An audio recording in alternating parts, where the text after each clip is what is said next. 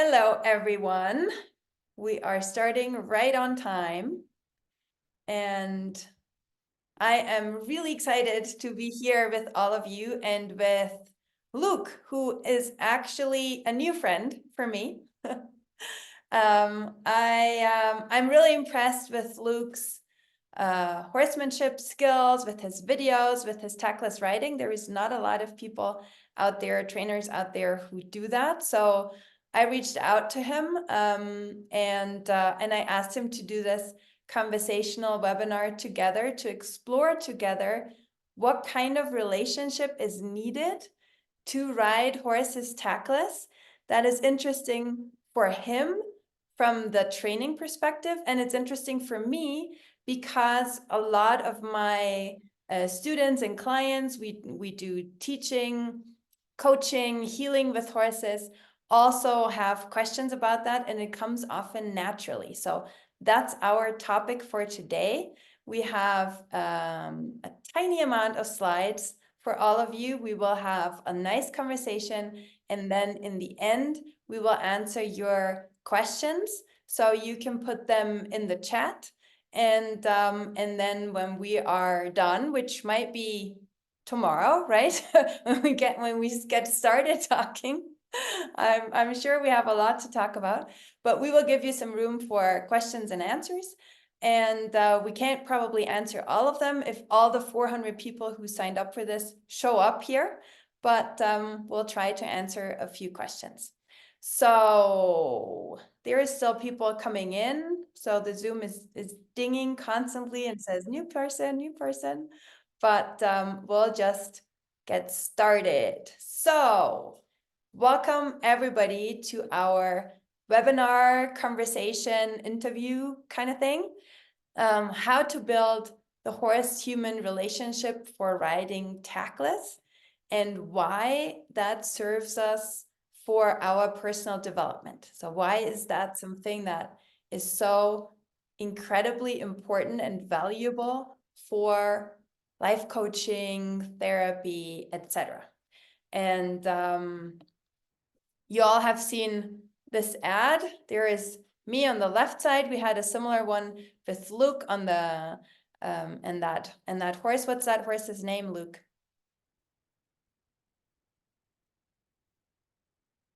You need to unmute. You are muted now.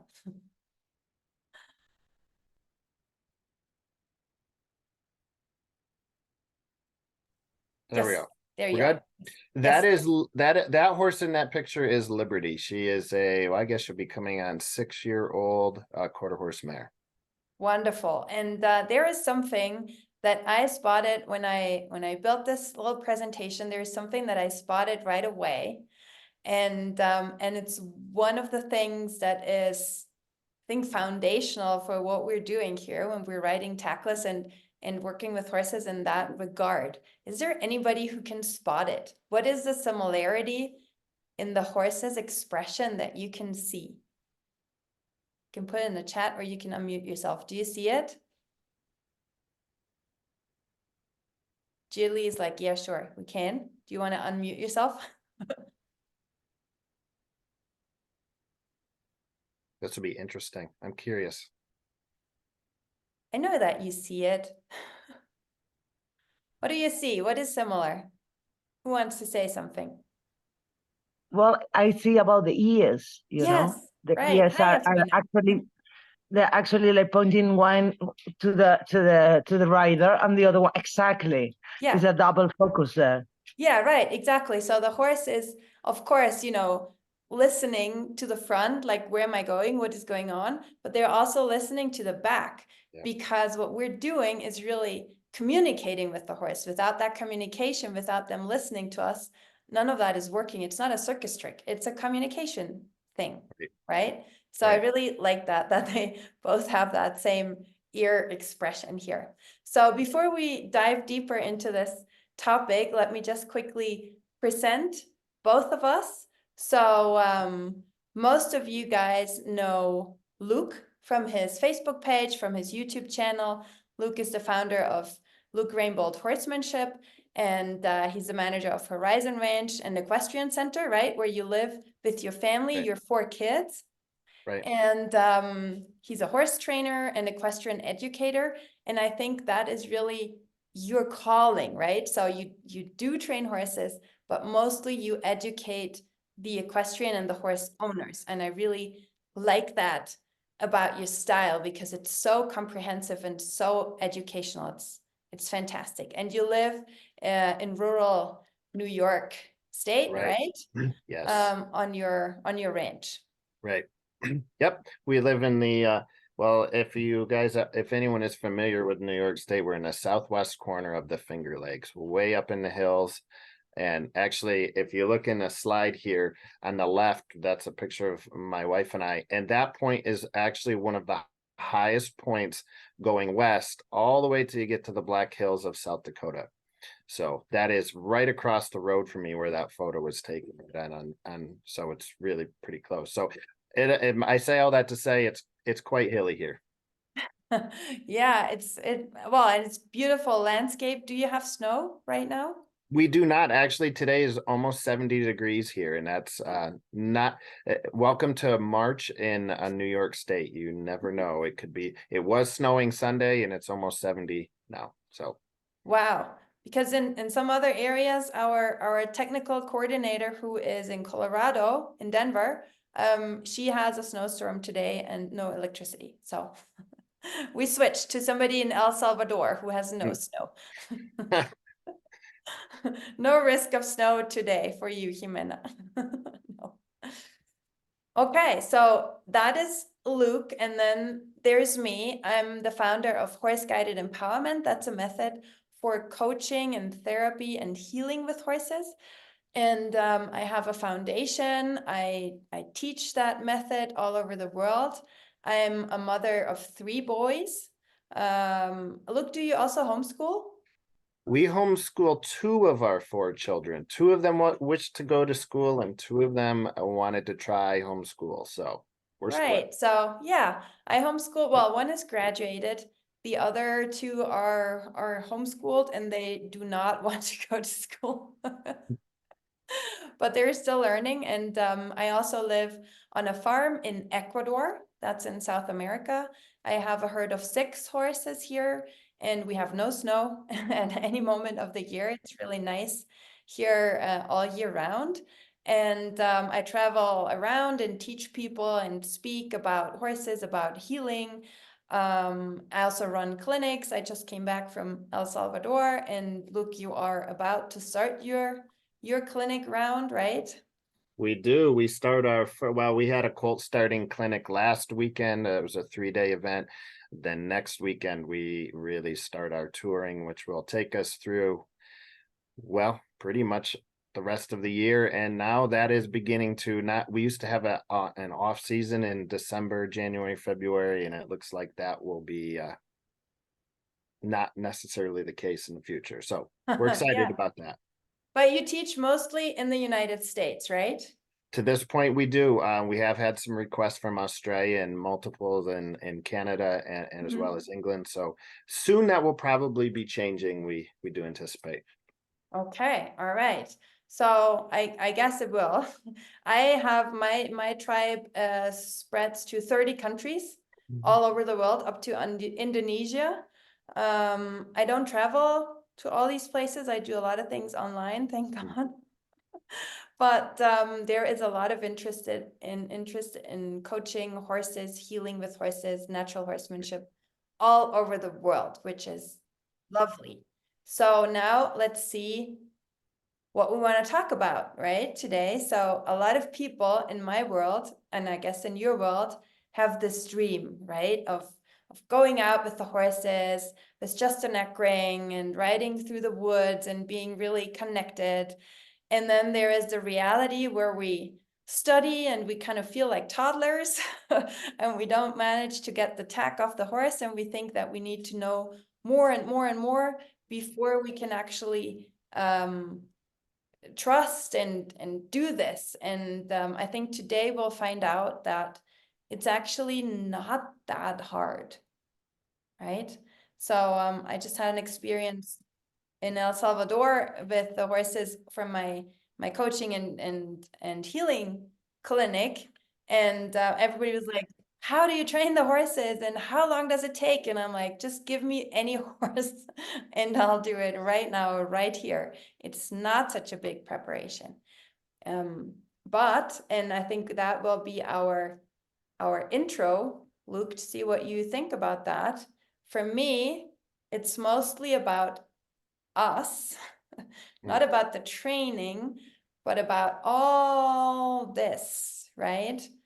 How is your work going? What's the vibe at your barn? Do they look at you? Do they point at you that you're doing something wrong? What are your equestrian goals? What's your fear, self-doubt status? How big is your desire? What's your past experience? There are so many things that go into that relationship that we have with our horses that sometimes we get trapped in that. So Luke, what do you think about that? You know, I think that really when we start talking about riding, just horses in general, but specifically when we start talking about riding them with as little tack as possible, and that slide you just showed there, Christina, of all of those different things, like what other people are going to say and self-doubt. And I mean, there's so many things that go into this, but to me, the most important thing is the mental aspect, right? Because so many times riders all want to have that connection, really to have that communication, that high level of communication with their horse.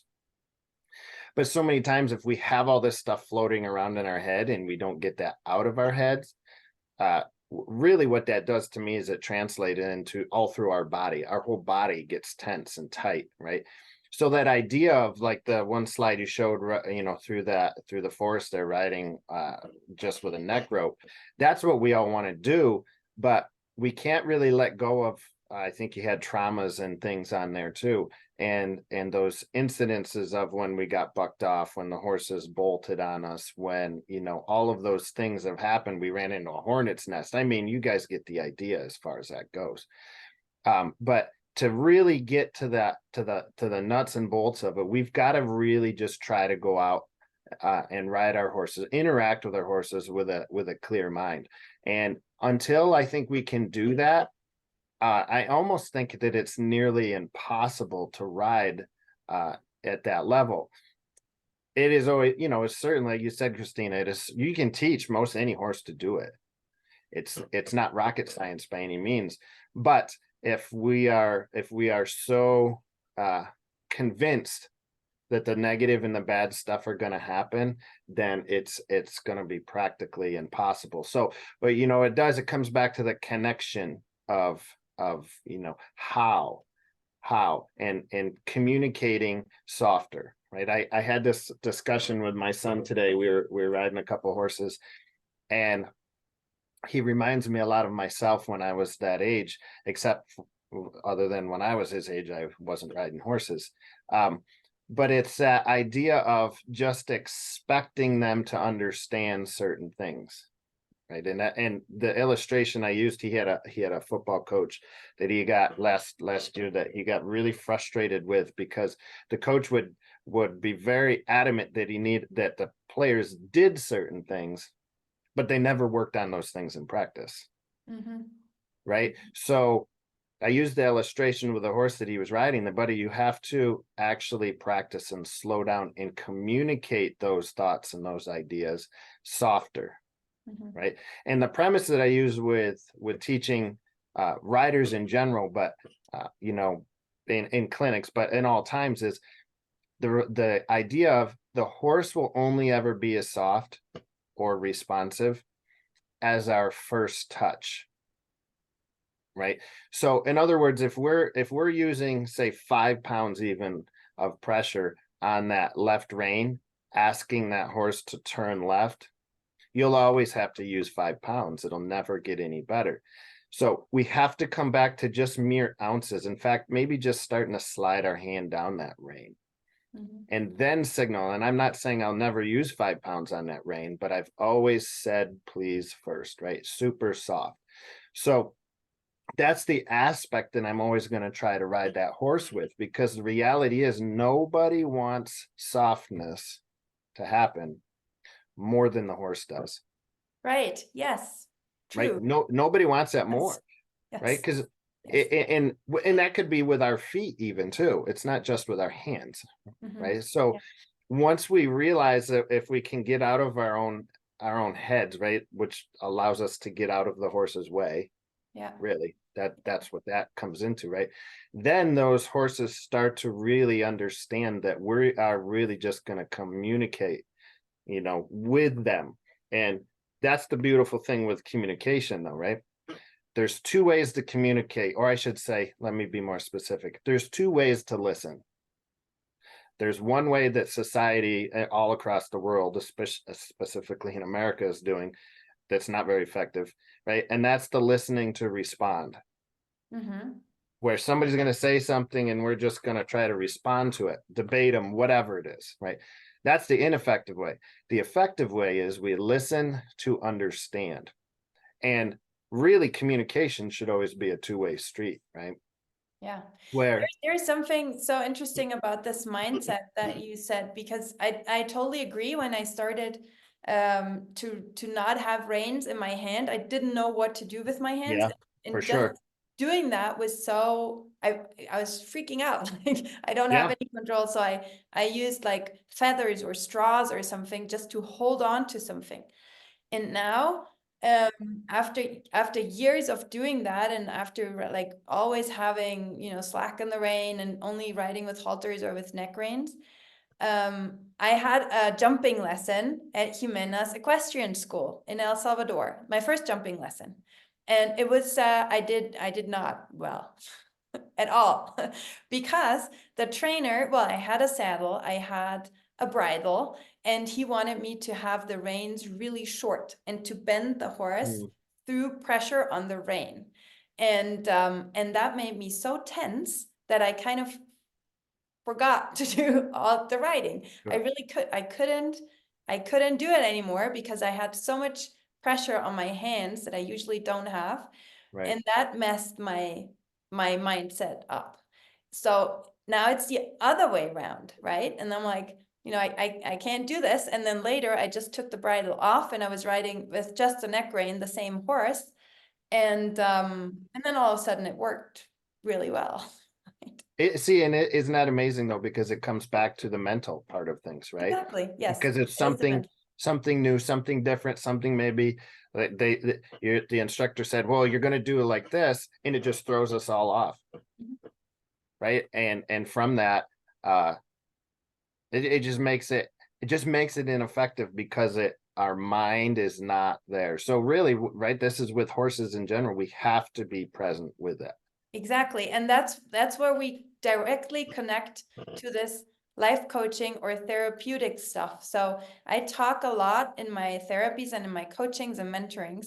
I talk a lot about mindset, not because I think that we need to do all kinds of spiritual things for everything, but because I believe that if we focus on what we want, then it can actually happen. But in daily life, may it be writing, business success, partnerships, child education, we usually focus on what we don't want. Yep.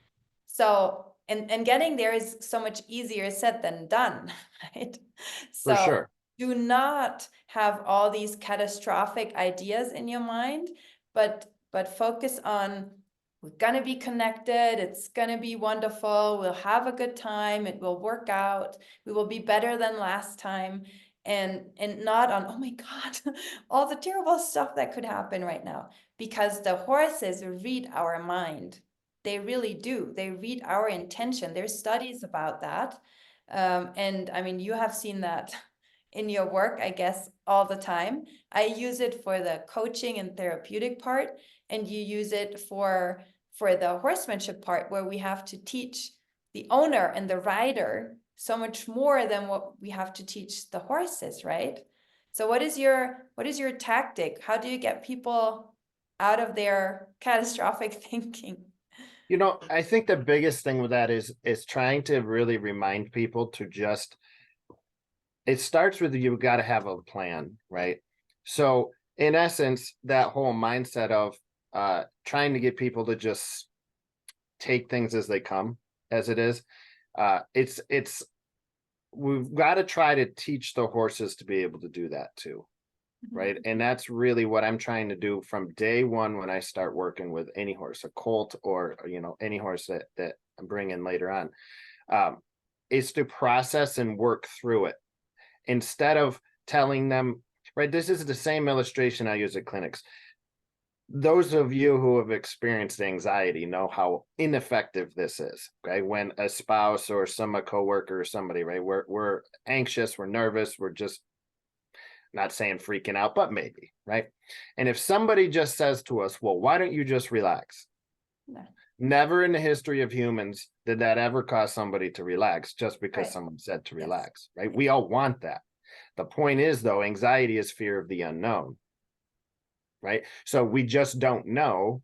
That's what's causing the anxiety. And horses experience that in the same way. If the rider, and that's kind of not to regress here, but if the rider is going into that same mindset of, well, I just don't know, and they're anxious, that horse is inevitably going to be anxious. It's one is going to cause the other one, right? So having that plan of, hey, I'm going to, and I do start this, obviously, whether it's a colt and a halter, I'm starting to ride them in a snaffle bed or whatever. I'm teaching those horses to bend and flex. And this is that word is going to come back many times probably throughout this discussion, is the feel, right? When I say this, I don't mean a Dr. Phil sitting on the couch talking about, our feelings, although that might start factoring in. It's more, what does the horse feel? What do I feel through that rib cage? What do I feel through that shoulder? Right? What do I feel through that face? Like, what is it that horse is telling me? And the interesting thing is, right, I am a big believer in this. The horse never lies. And this concept is really hard for humans to grasp because humans are used to humans. Yeah. Yeah, right. And Yeah, humans lie. and I would also say that this feel, I mean, you can feel their body tension if you are willing to listen to it, maybe. Well, But that's you the can key right also, there. yeah, but I think you can also feel like there is this telepathic communication going on where horses communicate their feelings and their emotions, not in a very precise descriptive way, but as a feeling, as an emotion. Sure. And if you are open to that, you can perceive it. So they receive our emotions and we can receive theirs, and we can get into that communication. So if you think calm, letting it go, my tactic is usually telling people to think about a situation where that worked.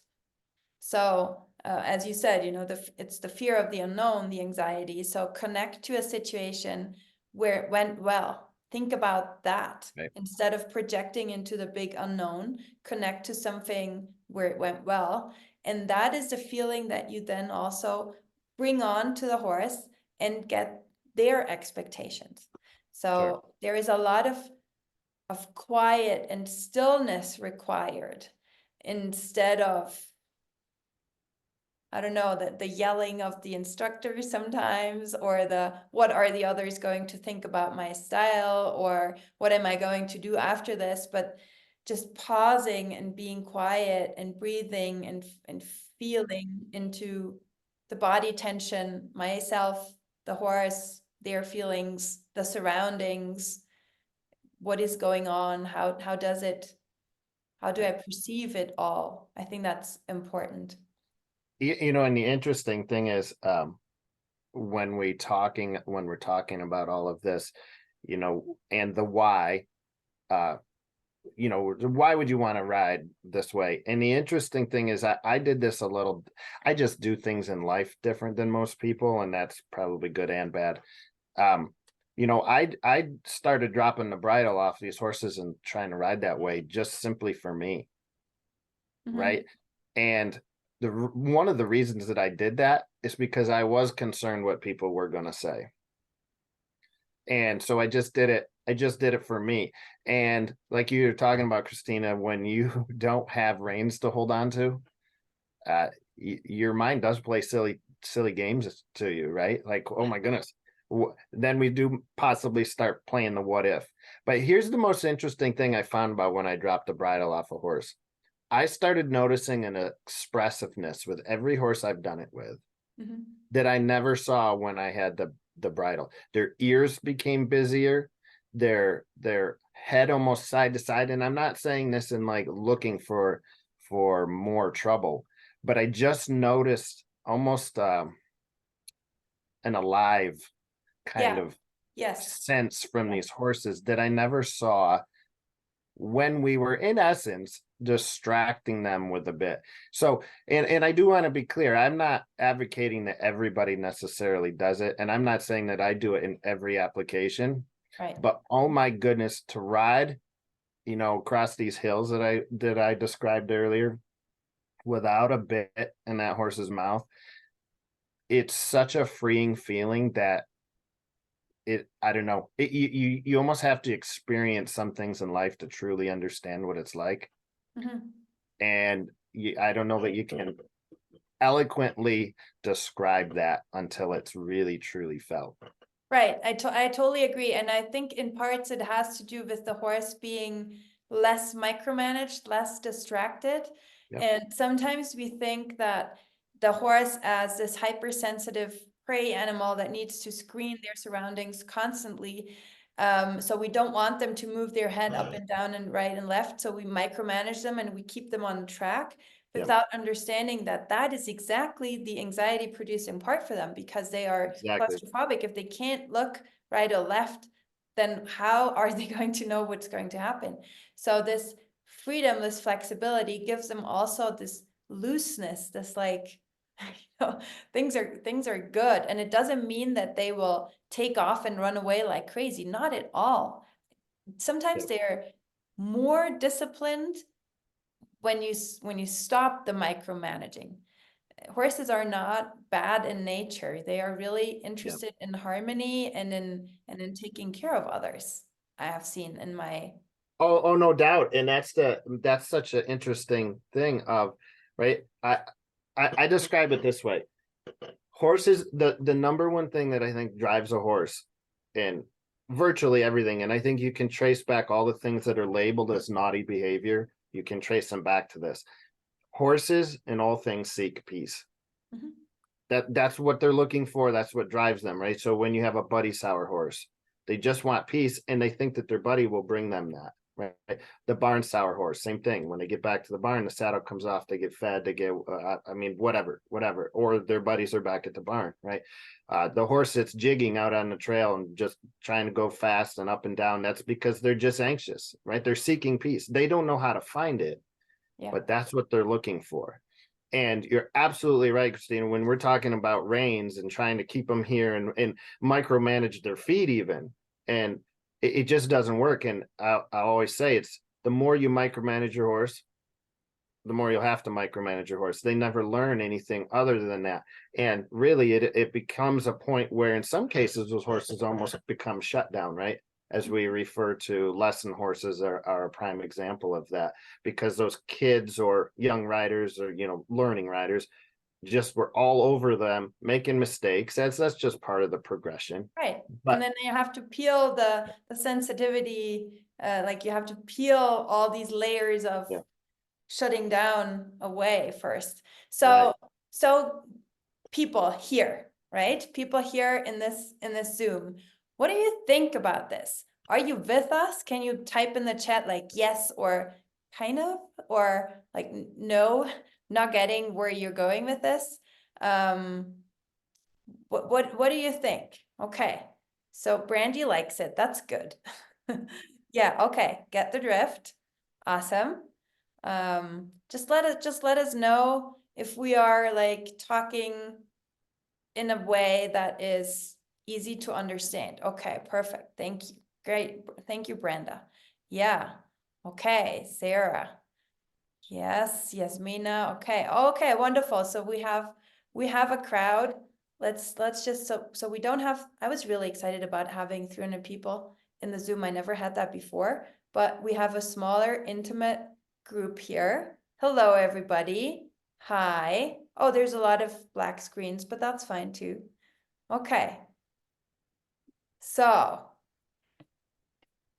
you will have the chance to ask questions. If you would write some of them into the chat, that would be perfect, because then Jimena, our tech help, can like write them down and then ask you to repeat them when we ask you to come on live. And so that we get a sense of, you know, what are the questions of this group here, right? So we'll answer some things directly. I guess that one question of everybody here is, so if I'm not there yet, what should I do? What is your recommendation, Luke? How would you start? What do you tell people how to get started? So really, that's such a great question. So I start with lots of lateral bend, honestly. So I don't want to get too technical, but I also want to answer the question at the same time. And it was interesting. And actually, by the way, hi, Jilly. Jilly had a horse that she sent to me, and I made a video of this horse just riding down my road. And this was this last fall, actually. And this horse was really anxious, and he was just super tight. And I just did a video filming it from my phone of bending and flexing this horse. That to me is the key to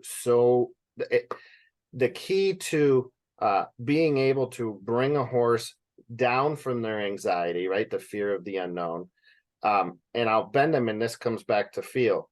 When that horse, and I'll start this in an arena, right? Somewhere where I do have a moderate, at least, level of control. And I'll bend this horse until I feel them soften into this. And when they do, I'll let them go, right? So it initially takes out that anxiety, because fear of the unknown. I'll bring them back to something they know, something they've done, something that works. And what they start doing is learning to process through the fear. And I saw just a minute ago, somebody asked, will this work on the trail? It absolutely will work on the trail, but I'll start it in a controlled way here. And then I'm going to bend and flex those horses over and over until they find that peace, right? That we talked about a minute ago. So once they start feeling that, and they start finding out that we're going to help them find peace, and we're going to help them work through those anxieties, you just start to build trust with that horse, right? Because everybody wants to trust their horse. That's something we hear about in all these sale ads and everything else, right? But the reality is the horse wants to trust us. And if we have no way to communicate through that to that horse that they can follow our lead, they're not going to trust us at all, right? So I'll repeat that process as many times as I need to, because even when I've dropped the bridle, I in essence can do a really similar version of that, and I can bring that horse back down. So that's really the process in a nutshell, which we are, starting to put some videos of that whole process out. But until I can really move those horses laterally and do something lateral, because horses always, right, will want to go forward to flee danger. Yeah, yeah, right. I was just going to say that. I mean, it's a natural process. The horses are looking to the front, and if they want to get away from something, then they will move forward. So when you bend them, you ask them to look into a different direction, and that breaks that cycle of running away from you and pushing forward. So so they start to, look at what is there on the other side, and and if I am able to look at it without running away, then I'm actually trusting it. So it is a really psychological way of doing it. It's not a circus trick. It is working with the psychology of a prey animal. And that's exactly right. The psychology of it, which again, as a reminder, horses don't want to be anxious. They don't want to be nervous, and nobody wants that. So that gives them something to do. So anytime you can make what I call two sets of tracks, right? Because normally if you're looking at a horse and they're walking forward, they're making one set, right? But if their front feet and the back feet, the hind feet are going sideways, something lateral, it's like the illustration I'll use to explain this, if a horse is going forward, you're earning your normal paycheck.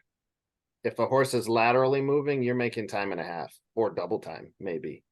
Okay, so you're earning a much bigger paycheck, meaning you will notice a level of responsiveness and a level of calm with those horses, because really you're engaging their brain first, but from that you're engaging their body, which then comes back and helps the mind. It's a fundamental difference, that really this is all horses, but until you have this idea, you absolutely cannot think about dropping that bridle off, because you'll just get in a jam, right? Yeah. Yeah, and it's something that you can also practice from the ground. So most Sure. of the things I do with my clients is from the ground. And we also want the horses to, to trust us, to not be scared, to participate voluntarily. And we do that by waiting, standing on the ground, waiting until the horse will lick and chew. Everybody here knows what that is, right? So like having that invisible chewing gum and just doing some movements with their mouth without having a bit inside, because it's a natural process that the horse does when they understand something. So I wait until the horse trusts me enough, and usually they drop their head, they do a big sigh, and then they start the licking and chewing. And when that happens, I test them by making a lateral move. And Jimena has seen that. Her mom, who's the riding instructor there, got like a oh my god miracle moment, because we had this really valuable horse that they didn't even want to give to us. Like, what are you going to do with her? I said, nothing, we'll just stand around with her. So we waited until she would lick and chew, and then I made a lateral movement by just crossing my legs over, and she did the same. So she moved in my direction, also crossing the legs over. And it looks like a trained, complicated thing because I didn't even touch the rein or the rope, but it is that connection. Horses do want to mirror what is around them. Yeah. So when they are trusting, and there is, this big influence next to them, the person that moves in a lateral way or backwards, they will shift their weight. And very often they will make the same step that you just did. And with that, you can test even before you get on the horse, if you have this kind of communication and connection, and if you think that through your thinking and regulation, emotional regulation, you can communicate with that horse. So I think that's a good first test. And I want to draw out something a little bit there, Christina, too, because the interesting thing is when you really want to get to the level where you're really trying to just improve in horsemanship in general, and wherever you want to go with that, the key to this is slow down. Right? Just slow down. We tend to get in such a hurry with horses. And when I started this journey with horses, I explained myself, or the way my biography at the time was, I was a very impatient young man with anger problems. And things just didn't go so well with horses. Things just weren't going so great in life, right? So horses have reminded me, on a daily basis, this happens. Slow down.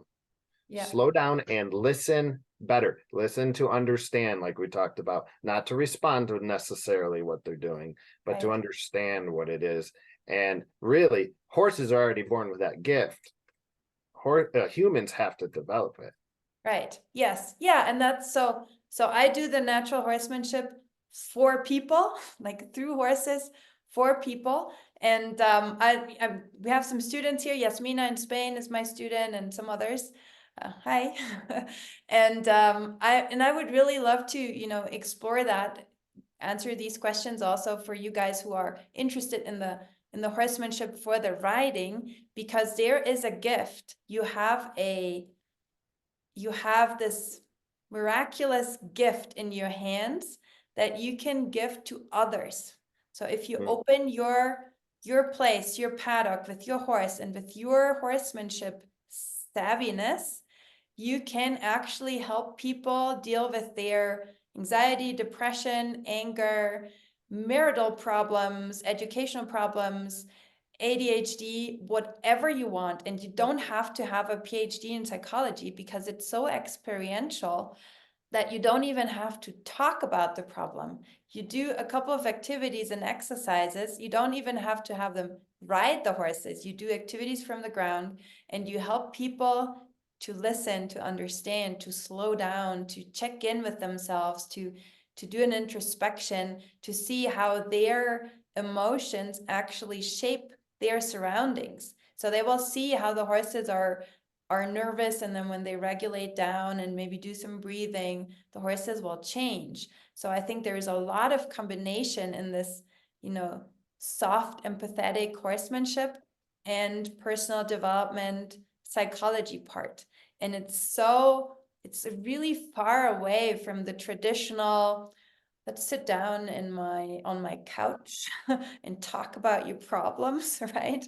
Or, you have to be the boss and you just whip them when they don't do what you want, and much more into like this intention setting and this emotional analysis. And I think I'm, as you can see, I'm fascinated by this. Sure. So, yeah. Well, and really, I've had quite the journey on into this, because when I did start getting serious about horses, and that didn't really happen until I was in my lower 20s. I was in this world that probably a lot of people were in at the time too. Like you talked about, Christina, of tell them who's boss, right? Tell them all these things. In a lot of ways, that I grew up in that world as far as just growing up. That's why am I doing this? Because I said so, right? And it fosters just a real apprehension from whoever we're talking to, right? And that could include the horse, to where we're always just obeying as the next thing. Kind of comes back to the micromanaging idea. Yes. Right? Just do the next thing. And there's not any thought of or any idea of why. What are, there's no two-way communication going on there. And from that, as a impatient young man with anger problems, to now where I think honestly right now I'm just beginning to tap into something. I by no means think this is something that is, mastered, but boy, is it so much fun. Like you were just talking about, Christina. I mean, it's like, wow, there's so much to this. And the more you start to crack the surface, the more you realize of how much is there. How much there is. Yes, exactly. So Nancy has asked in the chat if this also works with gaited horses, and that is such an easy answer because the answer is yes. It works with every and all kinds of horses. Any horses. All of them, any and all of them. And it works with all kinds of people. So I think it's so interesting that you came to this from an anger management perspective, right? And it brought you to being such a respectful, empathetic, wonderful trainer. And I come from a very anxious personality. I was so shy and so timid and so, yeah, like scared of the world and thinking that I could not ever function in any way. And I started to overcome this as a child, as a teenager, because I helped horses who were anxious. So I find like, okay, so I get you. You're scared of your own shadow. I'm too. So let me help you work through this. And I learned that I could also regulate my emotions and be much braver.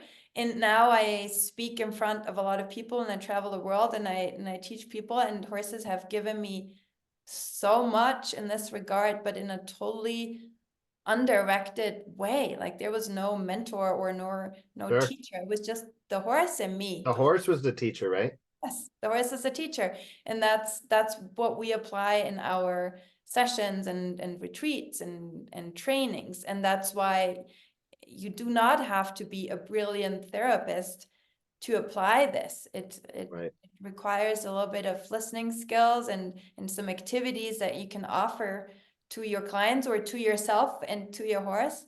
And then things will fall into place, but in a very different way. Yeah, not from obeying and just because I said so. Right. Yeah. Right. For sure. And that is it isn't the thing with horses is so interesting to me is these animals are unlike, and I know some people make comparisons with dogs. I love my dogs. You might even hear Barca here at some point. But there's something about horses that is so pure, so honest, so beautiful. I don't even know. There's probably better words, but to that all of you here probably you realize that's why you're here. But there's just something about them, and it's like you know we've talked about is just slowing down and listening to that. And the horse really becomes, if you're around, I say this to people often, and I've even had people take offense when I've said it, but if you watch a horse and their handler interact long enough, you don't even have to be riding. This can even be on the ground. You can actually see quite a lot about that person.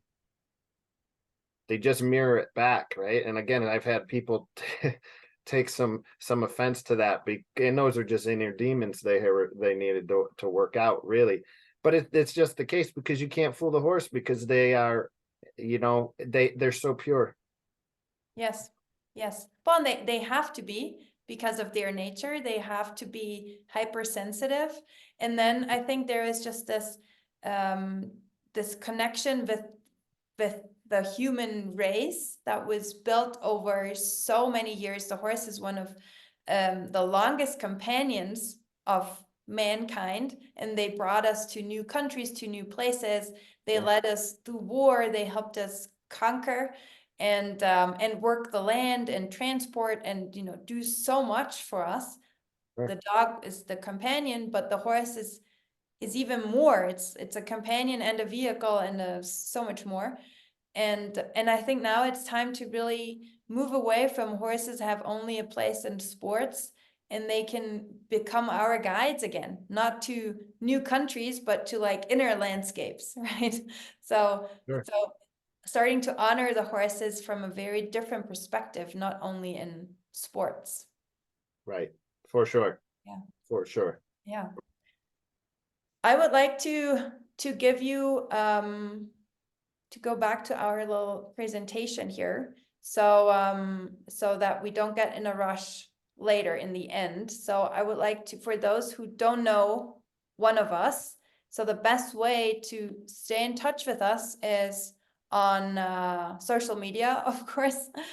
Luke has a brilliant Facebook page and an emerging YouTube channel. And you are so good in teaching these concepts through your videos where you show what you're doing and you just talk about it.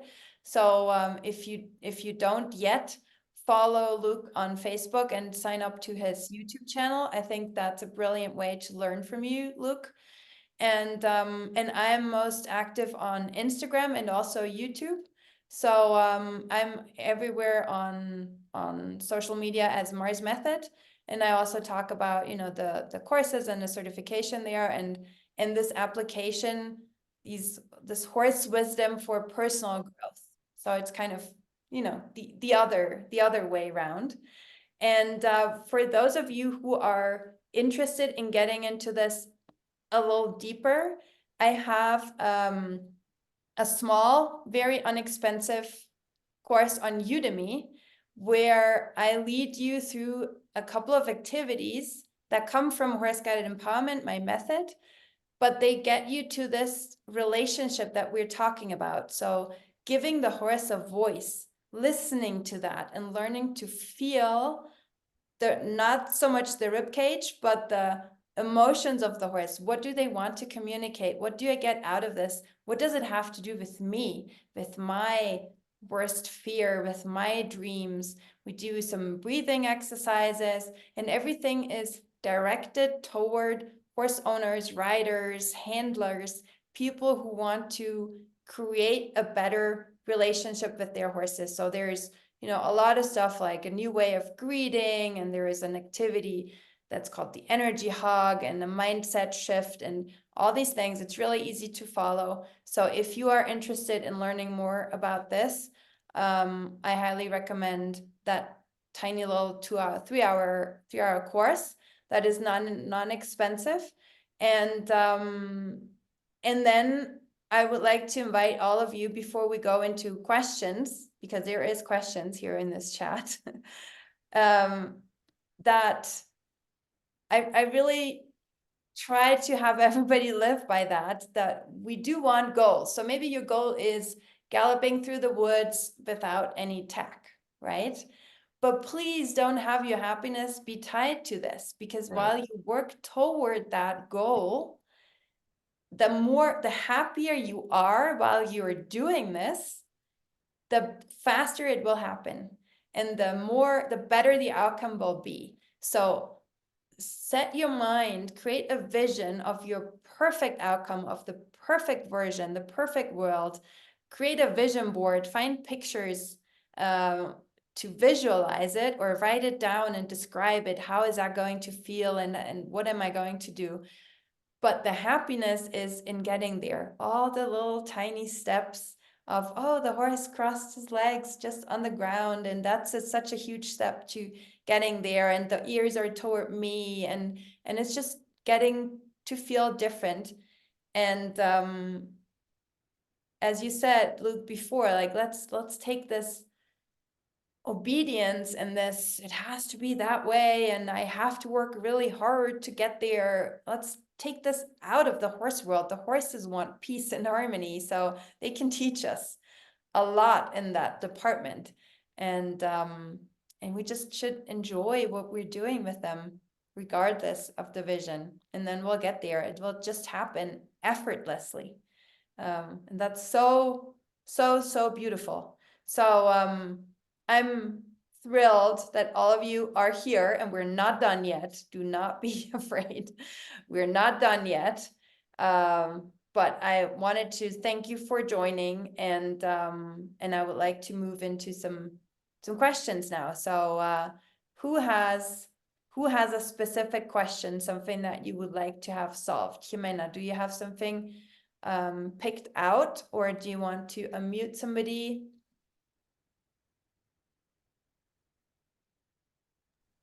Actually, just Nancy was the one who made a question, so maybe Okay, they can throw the questions right now. Okay, so who has a question about how to achieve this, about a specific situation, about how to continue from here on, about anything else that you would like to know? You can ask us anything, right, Luke? You can ask us. Yeah, we're not scared. Throw them at us. I'll ask. So I posted a question. Hi, thank you guys for putting this Hi. on. Hi. I do feel like my horse is happier, more relaxed, bitless, and I ride her just in a halter on the trails. I get a lot of hate from, well, not hate, but I guess judgment from a lot of the barn ladies. And it's unsafe. You should put a bit back in her. Is there a time and a place to ever throw a bit back on? She really does not, she'll do it, but she doesn't love it. So how do you deal with that? When is the time and place to throw? Okay, why is it important to you what they say? It's more the self-doubt in my head. I'm on the trails alone and I'm like, oh, wait, maybe I should have. I think it's the self-doubt like you were talking about at the beginning. Yeah. So, that's a great question. And one of the things that this bitless, bridleless really journey that I guess I would say I've gone on, I understand, I'm going to maybe tackle this from a little different angle. As a professional, I have received a lot of flack from this as well. And it reminds me of I have to keep coming back to this and remind myself of this. Who am I riding for? Right? Ultimately, do I ride because I want the approval of others? Because the reality is that is a very dangerous road to go down, because somebody is always going to say you should be doing something else. Right? And at the same aspect, I've had people on my videos and different things. And really, when I started all this, I would never mention being bridleless. Obviously, some people would notice. But I had really nasty messages, are the worst, comments, whatever, where people are like, that's so irresponsible, you're a fool, you're an idiot, right? All these other things. And the reality is that's because these people just can't get out of their own heads of what can be. Yeah. And I just have to keep reminding myself of that. Yes, yes. It's incredible the hate messages that some people are compelled to share. Because also if they don't like it, they can just move on, right? Nobody is Well, forcing that's them my to do ideas. any of Yeah. that, right? Yeah. So somebody here said that so we should start with the bridle and then gradually take it off after working on the bending and stuff. So so I think that there's a difference between tackless and bridleless and bitless, and you know these Yep. there is differences between that. I personally think that you do not have to start a young horse with a bit in their mouth. You can just do halter and reins, and that's absolutely enough. And if it's a young horse, don't even use these natural horsemanship, super light knot halters, because they have knots in strategic positions and acupressure positions. So if you have to pull on that and apply pressure on that with a young horse, that hurts them, not you, but them. So a regular halter is actually better to get the horses started. And then once they are a little more evolved and lighter on the rope, then you can move on to the rope halters. And in my opinion, you don't ever have to use a bit if you don't want to. Like you Sure. can, sure, I'm also not saying that a bit is like the devilish, whatever. Not at all. You can be a really good rider and use a bit in a really good way, but you don't have to. And then once you are solid and trusting and the horse knows what they're supposed to do and they can carry themselves and they can control themselves, because that's also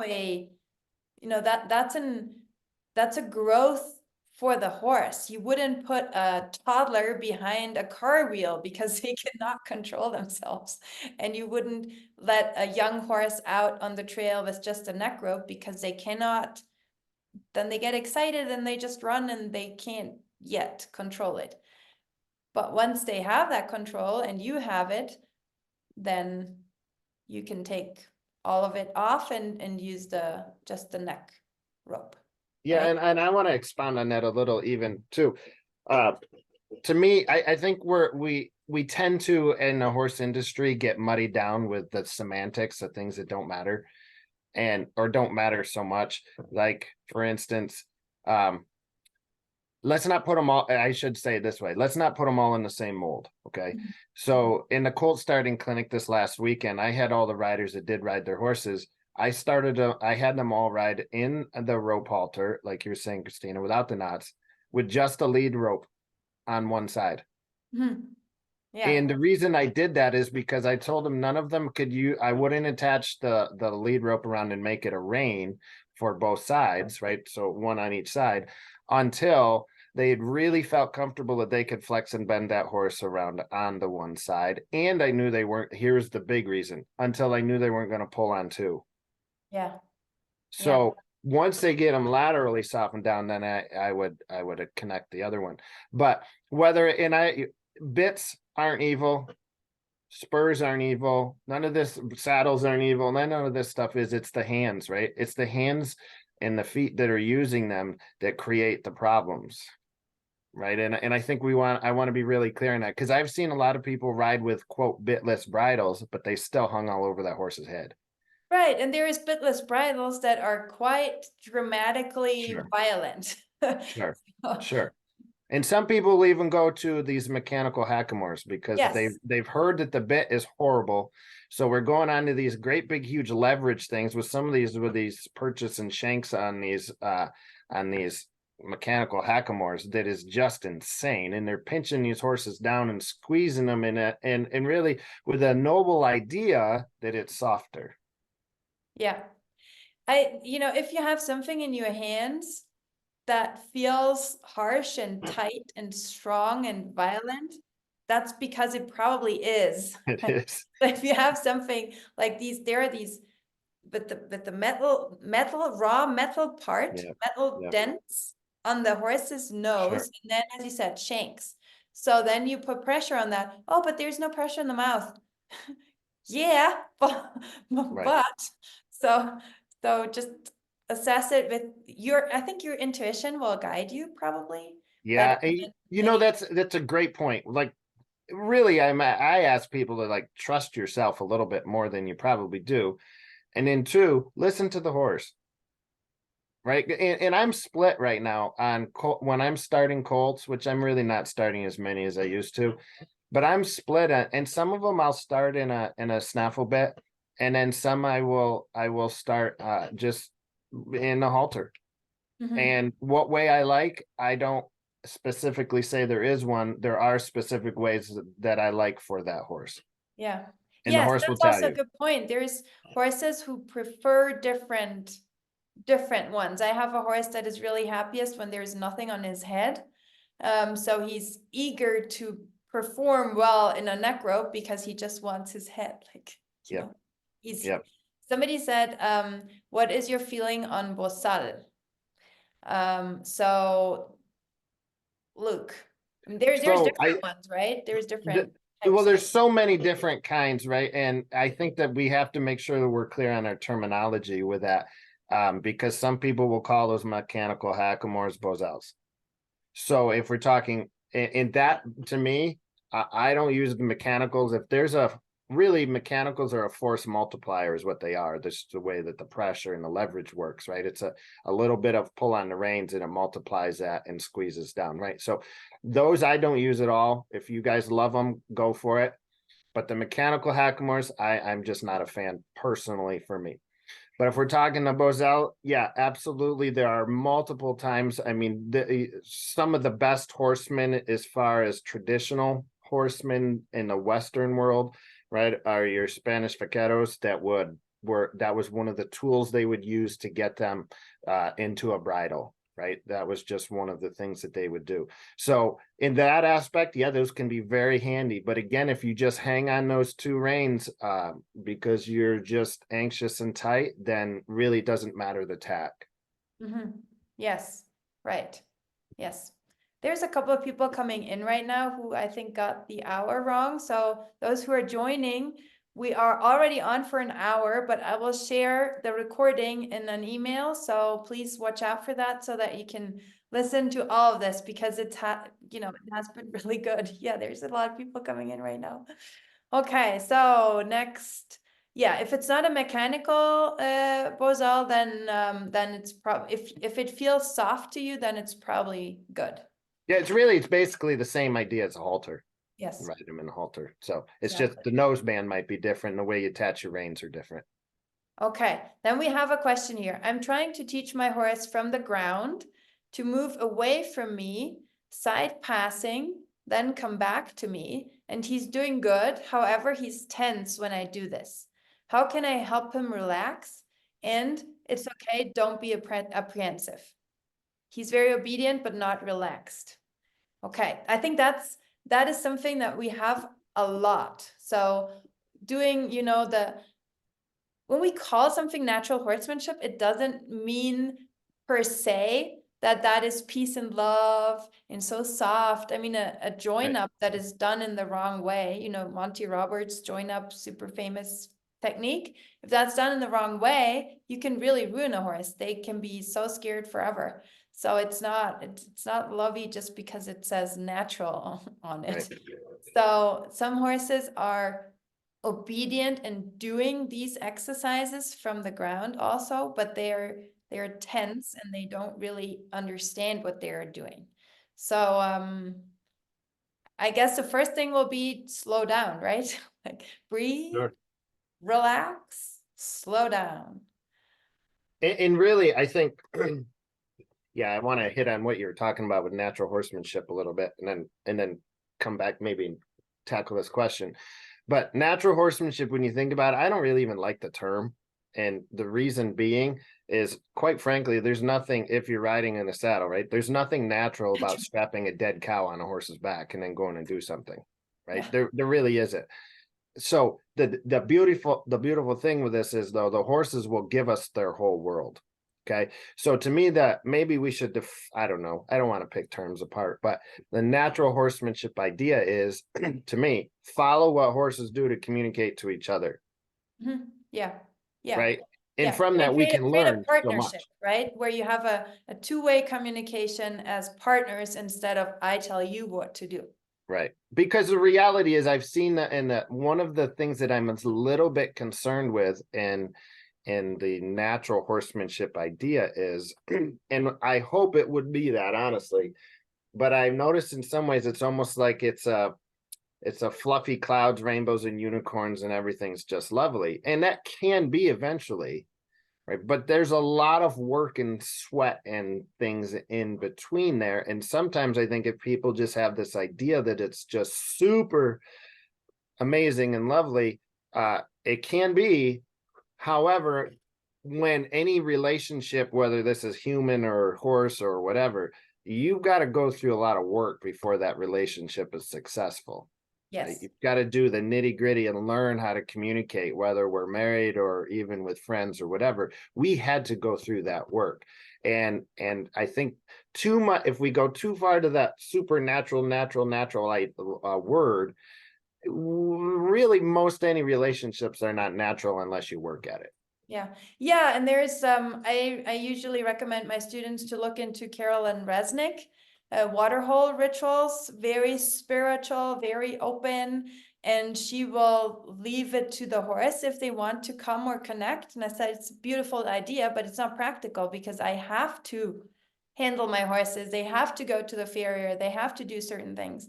So sometimes you just have to communicate to them like you do with your kids. I know you don't want to brush your teeth, but you'll do it anyway. And I don't have to lock you in the bathroom and whip you into it. I Right. can explain it to you. I can wait a little bit. I can do it in a softer, more empathetic, respectful way. And then it goes along. So even if you do things that the horse wouldn't love and do on their own, from their own initiative, you can still create a work ethic. Like we don't love to sit on our desks every day, right? But we Right. can still make it more natural or more, I don't know, enjoyable Sure. or Sure. not, right? And really to answer the question, I think originally, which I knew I'd get off on another tangent, but really if your horse is anxious about something, that's simply to me because they just don't understand something. Yeah. Yeah. So if you can slow down and maybe think of asking the question in maybe a slightly clearer way, I think you would and I don't want you to jump around trying too many things too soon. Like sometimes the horse just needs to sort out the right answer. Yeah. Right. Yeah. And And sometimes I think it can also be this repeating that. So if you repeat an exercise several times, let's say, like sending them back on the rope and then having them come in again. First time, it might make sense to the horse. The second time, they're like, I was just back there and you brought me back in and now I'm Yep. going back. Like, what the heck is going on? So sometimes just once might be better than several times. And then there was a question about, horses that have been traumatized or had very difficult experiences. I think for them, that kind of work is even more important, like slowing down, asking less, observing them, seeing what kind of feel do they give you, and not pushing them into this, it's natural, but you still have to obey. And I love you more if you obey more. So, taking that pressure off. I have met a lot of horses with like this stage fear. So the moment you want to show something and you have this expectation it has to work, then they shut down and they won't perform in any way because they have had so much bad experience around that. And for those of you who have like rescues or stressed or traumatized horses, this course, without like over promoting myself, and it's just $13 these days, that course that works miracles with horses that are complicated in their head because they were damaged by somebody else. because you go into yourself and you regulate yourself first, and through yourself you regulate the horse without complicated activities. It's more a mindset thing and very simple activities where you ask the horse for their opinion. So you give them permission to share their opinion, and you tell them, it's okay, I'll listen to you. And if you say no, I might respect it, or I might say, babe, we need to go to the doctor. So it can't be a no, I'm sorry, you have to do this right now. But I'm still listening to you, I'm still asking you. So if you ask your wife, do you want to go out for dinner? And she says no, it's not that you will never, ever ask her again, right? Right. So, and it's okay. And it's not that she will say no always, just because she said no once. Right. Right. And the one thing I do want to unpack in that just a little bit more, personality types in the human does factor in here. And here's what I mean by that. The type A, go-getter type personality can really get that horse revved up at times, because it's like you talked about the end of your course part there when the one person was talking about, it's okay to have goals. Goals are good. However, sometimes we get so fixated on the goals that we don't pay attention to anything else, and you can really get horses anxious about things in that time frame. Right. Mhm. So like you talked about with the licking and chewing, to me, that's a great litmus test to know when I could ask for more. It's not the only one, but it's a good one. So to me, I think of it in computer terms. If that horse is licking and chewing, it's like the downloading symbol on the computer. Right. And if you put too much in the computer too fast, you just slow the whole process. All gets jammed. Yeah. It all Right. gets jammed. Do you know So that if when you download several things and all of a sudden everything is frozen and nothing works anymore? That's exactly that. Yep, that's what's happening. So slow it down. They'll tell you when they're starting to think about something else, because you'll see their attention start to go to other things. But if you can really read their body language and tell when they're thinking, if we're paying attention to that. So just wait if they are. Yes. Yes. Gosh, look, this is so amazing. We could really keep talking forever doubt. here. No doubt. And but we are, over an hour, so we also want to respect people's scheduling and family life and your family life and mine. So I would like to let's have a look again here at our group. How is everybody? How are you guys? Let us know in the chat. How are you? Like super happy, like want more? Of course you want more. We always want more. When we start talking about our horses, we always want more, right? Yes, we want more. Yes. So, well, as I said, let's go back to this. Luke has such a wonderful educational channel. This is not what I wanted to do. Well, but you can still see it. Go to his YouTube, sign up for the YouTube, and also, there is something here. Here it says 52,000 followers, man. So for normal people, this is like, oh my God, that's so amazing. But there is this thing happening in the world of people who share something. You can have 50,000 on Facebook and 3 on Instagram, or the other way around, or they can hack your Instagram and then you start over. Or you want to put everybody on YouTube and they just don't follow you. So in Luke's case, he wants to, spice up his YouTube channel and teach more there, because it's also a little more comfortable for content creators to do YouTube than Facebook. So go there and follow him on his YouTube channel. That is really a great way to learn more. And then in my case, well, this little course that I showed you is really good. And my Instagram or anywhere, Marz Method, if you want to learn more about healing, coaching with horses through natural horsemanship and working both sides. So your personal growth and your horse's growth. And then, well, you have all the clinics, Luke, right? You have all the clinics. We do on our website. Actually, we we have a couple more coming out. We're announcing another one in South Dakota. Goodness, I'd even have to look. Things are moving so fast. That's exciting. But yeah, if you guys would subscribe to our YouTube channel, we have so much content that's coming, stuff that is in the pipeline. Some of it is coming out rapidly, more in-depth training type videos than we can put on Facebook, right? We just kind of do some ramblings and stuff on Facebook, but YouTube, the target will be lots more training videos and a lot of that stuff. We've got some fun journeys of some different horses that we're videoing the process. So we get a lot of questions on, the flexing and bending and all those ideas. That stuff's coming. So yeah, follow, subscribe Exciting. to that. Yes. Please.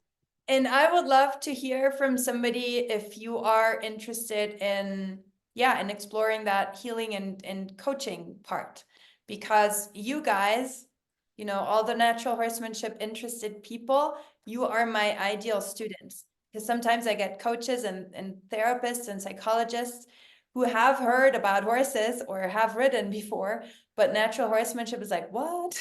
What is tack, right? So you Right. guys have such a great foundation, and if I can train you into helping people with their mental health, with their emotional well-being, that's my mission through horses, helping people.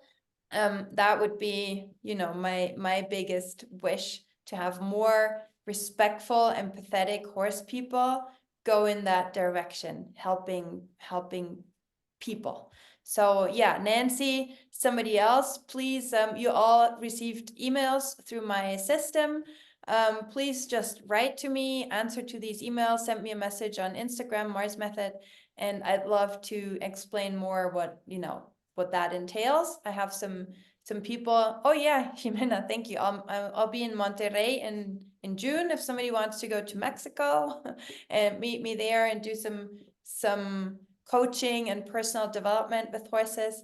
And yeah, I love to be in touch with all of you. Thank you so much. Where do we find the heart math? Okay, now the questions are coming. Gosh. In Monterrey, in Mexico. Where do we find the heart math and horses course? On Udemy.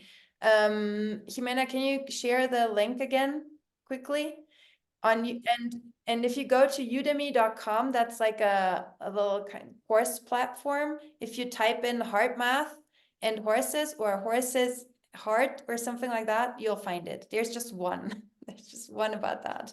One course about that. Or also my name, you'll find it. So thank you so much for being here, for sharing the vibe, listening to us, being interested in that, for a better world with horses and riders, right? That's what we want in the end. Indeed. So thank you so much, everybody, for giving us this hour and a half of your time. Thank you, Luke. That was very thank you. enjoyable. Thank you for the invite. I really appreciate it. This was fun. This was the first time we ever did anything like this. So to everybody out there watching, this was fun. You're part of the inaugural group. Yes, you are. Well, I've done hundreds of trainings on Zoom, but Luke, for you, that was the first one, and I'd love to repeat it. Really, this was fun. This was, I we look all forward speak to the that. same language, so it's beautiful. A big hug to you, to your family, to your horses, to all of you and your horses, and I'll see you around, I guess. Okay. I'll also share the recording if you want to come back to this. So thank you so much. Bye Thanks, bye. everybody. Bye, everybody. Have a nice afternoon, evening. Bye. See you guys.